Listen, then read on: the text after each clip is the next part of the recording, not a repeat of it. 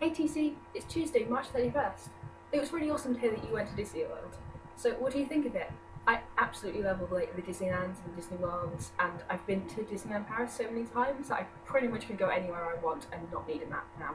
I love it so much. And Disney World is just like 10 times as big as that, so I'm sure you had a really good time. So, how did you find the plane in the end? I'm sure it wasn't that bad, flying is really, really safe. I find that I actually quite like planes. I live in an area where there's a train station really nearby, and you usually have to take the train to go to anywhere, and I really, really, really hate trains. So when I had to go on a plane, compared to all my bad experiences on trains, I actually really enjoyed it. I do still freak out a little bit on takeoff and landing though. I tend to find situations like this where I'm nervous about something easy when my friends are around, mostly because I really don't want to embarrass myself around them, so I tend not to freak out as much. When you were talking about videos that have like travel tips in them, I have to say that my favourite out of those sorts of videos has to be Hank's one that he did. Your hair looks nice, by the way. How long did it take to get that sort of style? I tend to style my hair quite a bit, like when I can actually be bothered to do it, and some of my styles take quite a while, and some of them are like this that took me like a minute. But I did watch the first 2 episodes, and I have to say I really, really enjoyed it. I found myself just thinking about all the different parts of it over and over, and now I just really want to watch more. And it's weird because I'm quite picky with the American crime dramas that I watch.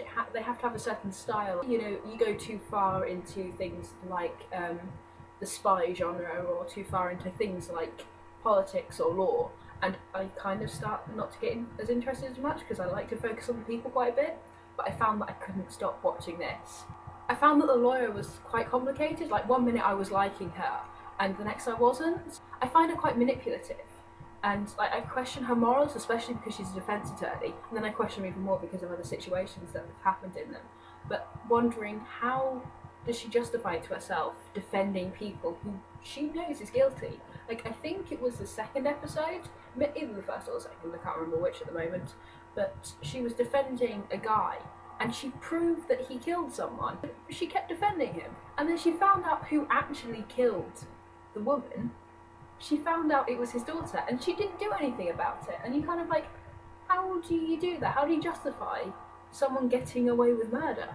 But I do like how she respects people, and I think that's a really good quality. If you can put some of your prejudices aside in order to say, I've seen what this person can do and I respect them for it. I think especially I think it's Laurel. I'm really bad with names. It's going to take me ages to learn the names of the people in the show, but I will eventually. And Laurel had this idea, and she was able to explain something. She was able to find this defence for the guy.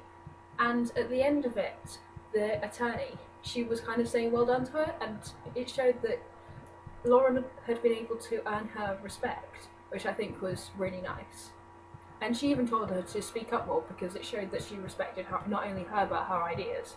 I have to say, it's not something that I normally watch. I normally stick to the regular American crime dramas, there is a case, they investigate it, find out the guy who did it. But this is kind of, it works backwards, in a way. I find the 2 stories that are kind of moving alongside each other quite interesting. I do find the murder that happens in the future quite repetitive though, because each time, there's more information added, but before you find out the new information, you have to sit through the information that you've heard beforehand. And you're just thinking, give me the new stuff. I know the old stuff. I've watched the stuff about the old stuff. I want to know the new stuff. One thing I don't like about the show, which I've seen with some other shows that they do this, is it always starts with previously on How to Get Away with Murder. And I'm just like, I don't need to know what happened on the episode before. I've watched the episode before, just give me the new stuff. You'll have other shows that will have only 2 or 3 previouslys in all of their season.